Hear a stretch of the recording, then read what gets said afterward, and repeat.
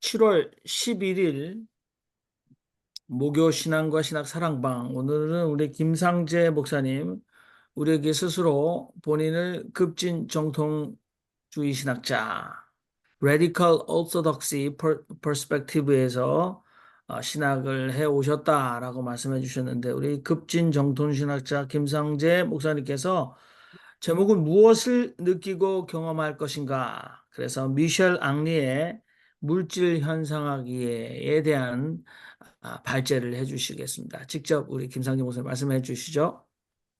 예, 반갑습니다.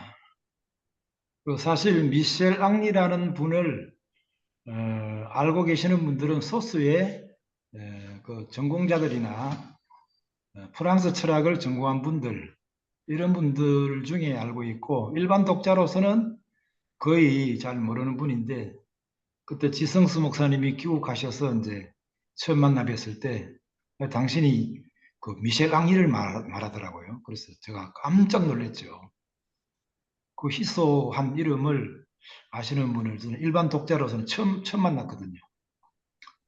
어쨌든 간에 그런 분이고, 일단 저 간단하게 미셸 앙리가 누군가부터 소개하겠습니다. 이 사람은 프랑스 현상학자고 1922년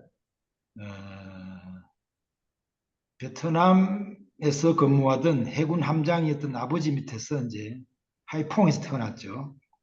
그리고는 이제 태어나자 열흘 만에 아버지가 돌아가시고 7세 때 이제 프랑스로 귀국했는데 그 독일 점령기에는 이제 레지스탕스를 가담했고 삶의 후반에서는 이제 그 카톨릭에 기위한 아주 대개는 무신론적 철학자들이 신앙하고 아무 관계 없는데 이 양반은 철학으로 시작해서 가톨릭으로 개종한 특이한 이력을 가지고 있습니다. 대표적인 저서로는 물질현상학, 육화, 사례철학, 야만, 마르크스 등의 저서가 있습니다.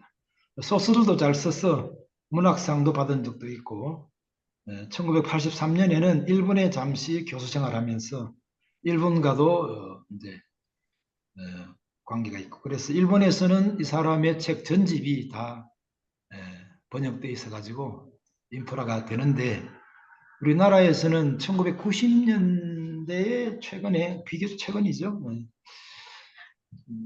세 권이 딱 번역되어 있습니다. 그래서 자음과 모음 사이에서 전집을 이제 번역하겠다고 마음을 먹었는데 돈이 안 되니까 세 권으로 끝났습니다. 아쉽죠.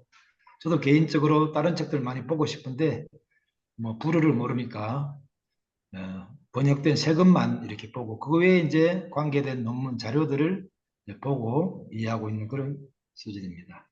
그러면 이제 내용으로 들어가서, 전에 우리 지성수 목사님이 이제 이분을 소개할 때 19금 철학 내지는 49금 철학이라는 말을 했는데 참 이해하기 좋은 입구인 것 같습니다. 이제 거기서부터 시작해 보면 오늘날 철학적 상황이, 또 정신사적 상황이 성관계가 없다. 성관계에 짜릿함이 없다. 그렇게 진단되는 시대잖아요. 성관계가 없으니까 오르가즘이 없죠.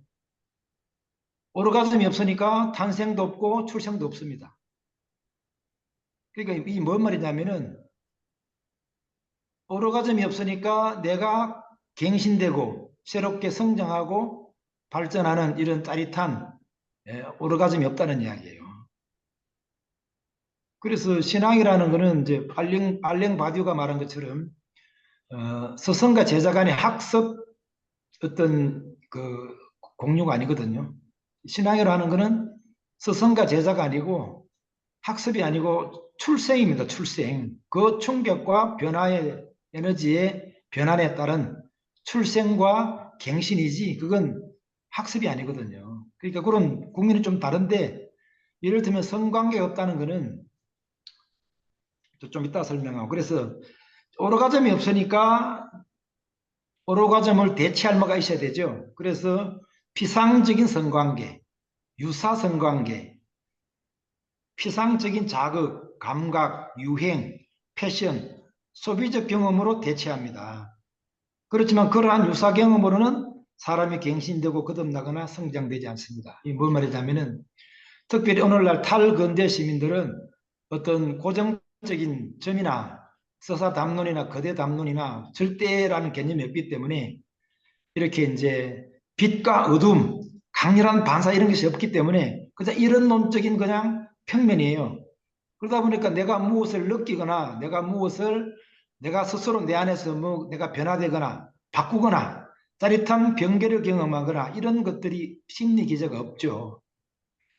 그래서 이런 탈근대적 정상을 이제 성관계가 없다라고 이제 은유적으로 표현한 것이 저는 적절한 표현이라고 생각합니다.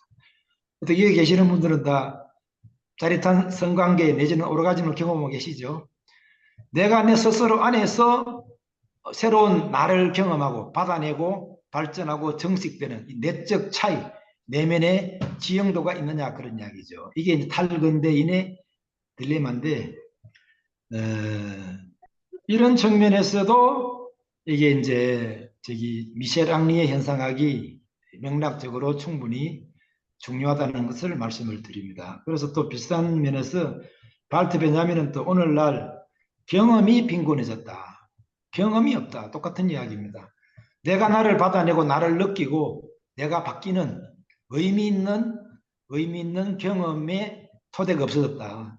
그러니까 똑같은 이유로 우울증에 빠지고 실어증에 빠지고 유실적인 자아에 떠내려가고 부유하는 가운데 공허하고 무의미하니까 그것을 대체하기 위한 소소한 소비, 자극, 이미지 이런 것들을 통해서 대체한다는 거죠. 그러한 대체로는 자아가 연단되거나 성장하지 않습니다. 이런 측면에서 성관계가 없다는 겁니다. 삶이 재미가 없고 그러다 보니까 자본주의적 소비로 이렇게 대체하는 건데 이제 굉장히 인간의 위기죠. 이렇게 이제 인식하고 측면하는 사람들이 많이 특히 현대 철학은 주로 이런 쪽으로 많이 설명을 하죠. 그래서 그러면 이제 또 미셸 앙리가 또 야만이라는 책을 썼는데 이런 경험의 빈곤 또 자기를 경험하지 못하는 이런 그 평면상의 내면 과학은 발전하고 또 합리적인 로고스적 이성은 발전하고 철학은 발전하는데 이런 내가 자기 자신을 받고 정식시키고 확장시키는 이런 토대가 없으니까 이런 감성은 자꾸 메말라가니까 이게 이제 야만적인 상태다라고 하는 주제를 가지고 야만이라는 책을 썼는데 그 책도 상당히 의미 있게 저는 읽었습니다. 그러니까 현대인들이 야만적이라는 거죠. 경험할 줄 모르는 빈 평면적인 내면만 갖고 있으니까 이게 겉으로는 굉장히 디지털 문명으로서 굉장히 발전하고 세련되고 우아하고 그리고 굉장히 그 진보된 문명인 같지만 사실은 점점 야만인의 상태가 된다. 이런 해석을 하는 거죠. 그러면 이제 상황이 이렇다면은 그러면 경험을 복권해야 되잖아요. 다시 성관계가 가능한 내면 상태가 돼야 된단 말이죠. 그러면 이제 다시 이런 측면에서 이제 그래서 고통의 문제 또 우리가 기독교 내에서 요즘 주로 진보적인 기독교인들이 주로 부정하는 죄라는 문제, 인간의 그늘, 죄의식, 공허, 상실 이런 것들을 이제 다시 이제 해석하는 작업이 일어나는 겁니다. 그러니까 다시 고통이 발견돼야만, 다시 고통이 사고돼야만 다시 이제 삶의 로망, 자기를 받아내고 정착시키고 변화시키는 이런 경험이 복권되니까 여기서 다시 이제 고통이 다시 재소환되는 겁니다. 이 자리에서 그래서 이제 여기에서 미셸 앙리는 소환하는 철학자가 키에르케고르입니다. 키에르케고르를 다시 소환해서 인간의 내면은 죄가 없거나 균일적인 상태가 아니고 아주 위기적인 상태라는 거죠. 이것을 받아들일 때 그 위기에 대항하고 극복하는 과정에서 자기를 경험하고 자기를 구성하고 경쟁력 있는 자기로 성격된다는 거죠. 그래서 그런 측면에서는 이제 당연히 이 정치, 이 내면의 성관계를 복권하려면 다시 고통이 재해석돼야 되는 거죠. 그런 측면에서 이제 굉장히 맹렬하게 키에르케고르를 재해석합니다. 그래서 여기서 이제 우리가 잘 아는 대로 키르케고르는 또다시 죄를 말했죠. 특히 이제 죄라고 말하면 기독교 교리가 되니까 다른 이름으로 말했는데 그게 이제 불안입니다. 불안. 사람은 기본적으로 불안하다. 그리고 또 이제 기독교 내에서는 또 죄를 자꾸 부정하지만 그리고 그건 교회 이야기라고 말하지만 그래서 키르케고르는 이 죄의 문제를 세속화시켜서 범인문적인 삶의 상황이라고 장소를 넓히죠. 그래서 불안. 그래서 키르케고르에 의하면 어, 죄에 앞서서 불안이 먼저다. 그러면 이제 타락하기 전의 상태, 순진무구한 아무것도 아닌 그 상태, 그게 바로 불안한 상태라는 거예요. 아무것도 없으니까 불안해지는 거거든요.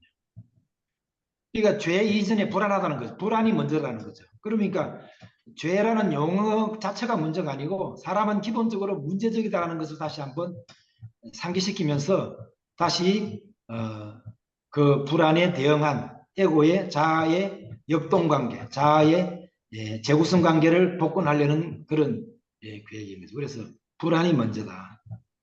예, 고통에 대한 질문이 아니고 인간 자체가 근본적으로 문제인 상황이다. 그런 그 사고의 자리를 다시 옮기는 거죠. 그렇게 해서 인간 자체가 문제이면 그 문제를 해결해야 되니까 자아는 긴장하고 창조적으로 역동적으로 바뀐다는 겁니다. 그래서 그 불안에 흔들리는 그 자아를 중심을 잡고 재구축해야 되니까 내면 심리적인 정치가 요청되고 거기에서 이제 건강한 내면이 구성될 수 있다고 하는 것입니다. 그런데 현대인들이 이런 토대를 부정하기 때문에 꿈도 없고 불안에 대응하는 자기 구축도 없고 정치도 없고 그냥 유실적인 상태가 되니까 아메바적인 그런 미생물 상태가 되니까 삶의 위기를 적극적으로 해석하거나 극복할 수 있는 심리 기제가 없어지는 거죠.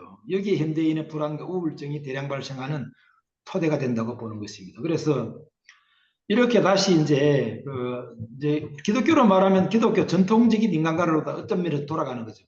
그렇게 해서 목적은 뭐냐면은 기독교의 복권이 아니라 목적은 현대인들이 길을 잃은 현대인들에게 다시 꿈을 주고 다시 욕망을 주고 다시 정치가 재구성되는 활력이 되는 그런 것을 꿈꾸는 가운데 미셸랑리는 새로운 현상학을 주창하게 되는 것입니다. 그래서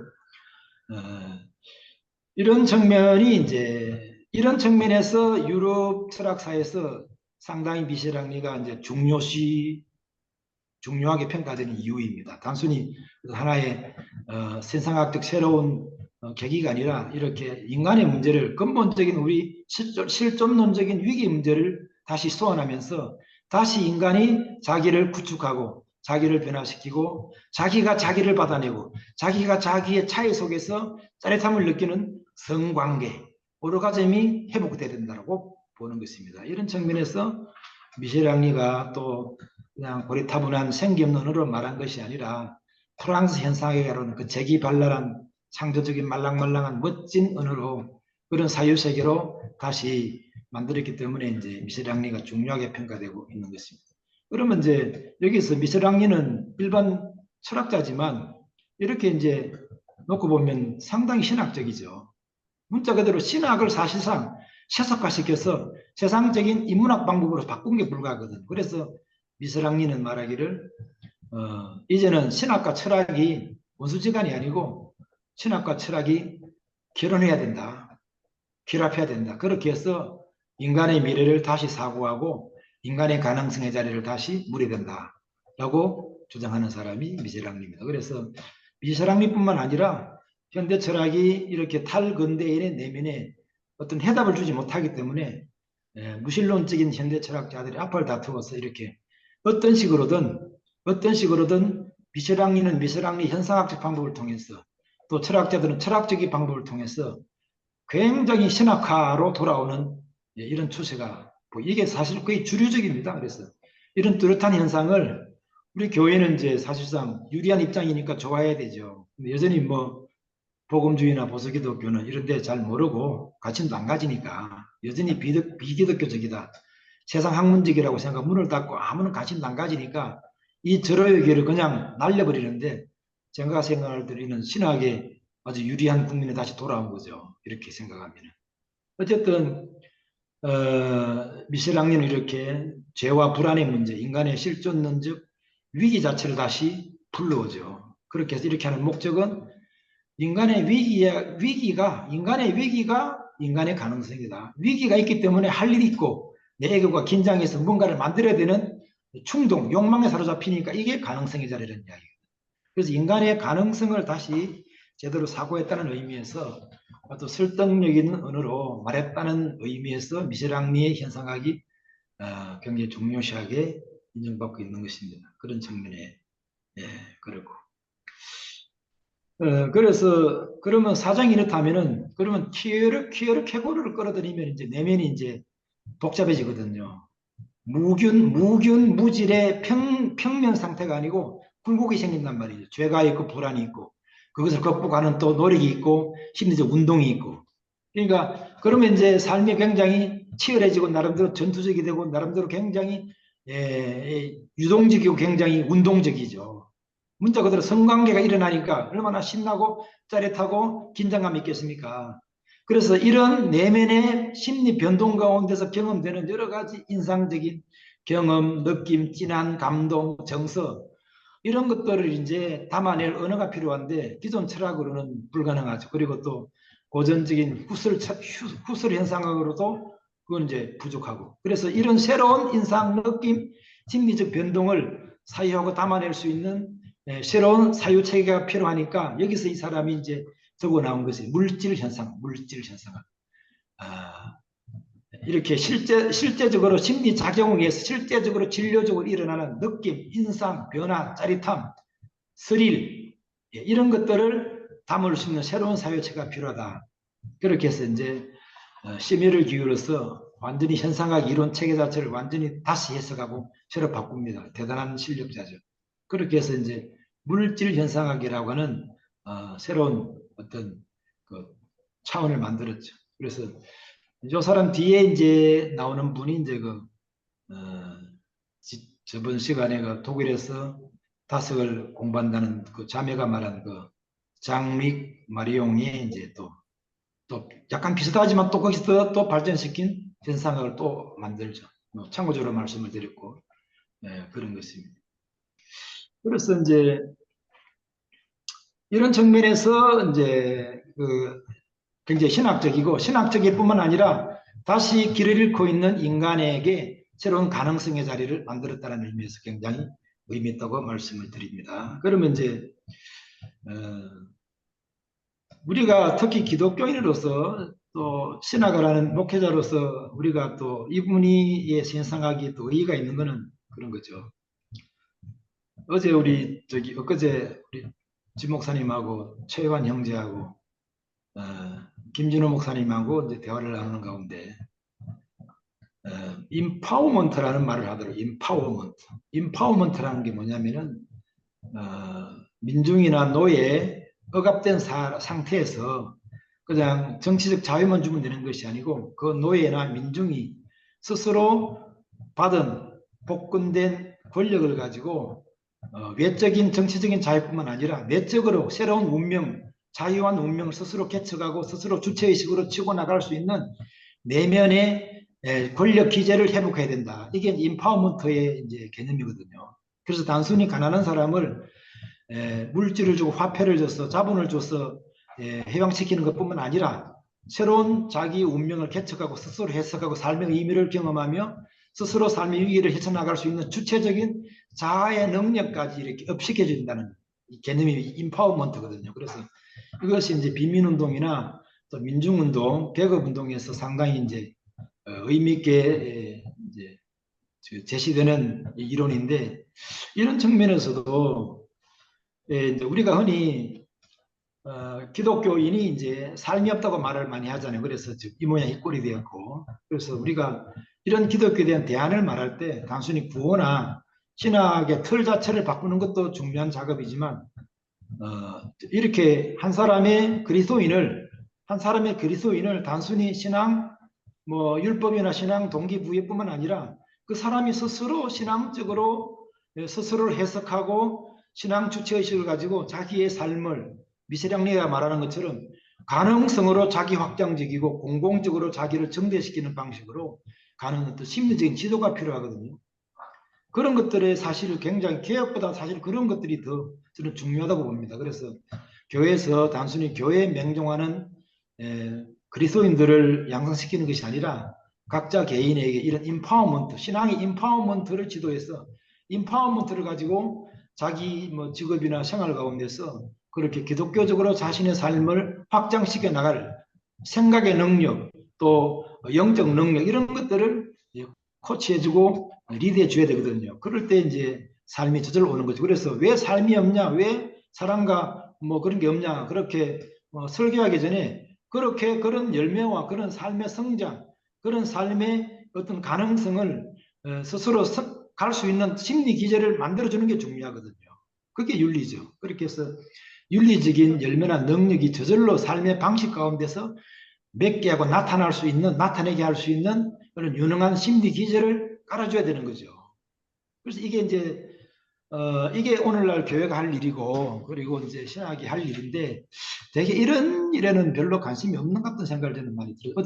어쨌든 그래서 어제 김진호 목사님 인파워먼트를 말할 때 그래서 그 안병무 교수께서 후기에서 이렇게 인파워먼트를 말씀하셨다는 저는 굉장히 이제 고맙게 들었거든요. 물론 그 안병무 교수께서 말씀하시는 인파워먼트가 제가 이해하는 강력한 이런 건 아니었지만 그래도 어쨌든 그런 생각을 하는 건 사실은 뭐 해방운동의 자연스러운 경험이죠. 단순히 외적인 해방뿐만 아니라 내적으로 스스로 자신의 운명을 개척하고 정식하고 변화시킬 수 있는 이런 그 성장된 의지, 성장된 내면이 없으면은 그건 뭐 아무것도 아니죠.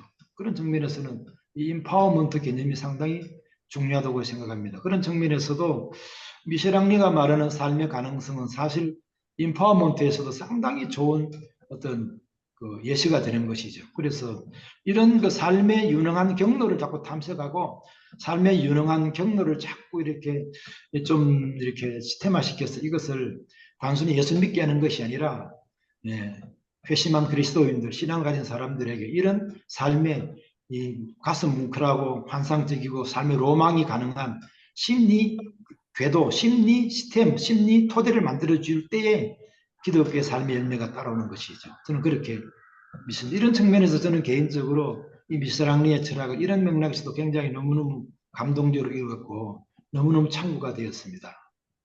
그래서 이런 부분들이 상당히 보완되고 이런 것들이 컨텐츠가 분명해지면 우리가 뭐 그리스도인의 삶에 그리스도인의 교회의 어떤 경쟁력 이런 것도 뭐 걱정 안 해도 되겠죠. 또 더군다나 지금 세상은 옛날과 달라서 문자 그대로 성인된 시대가 아닙니까?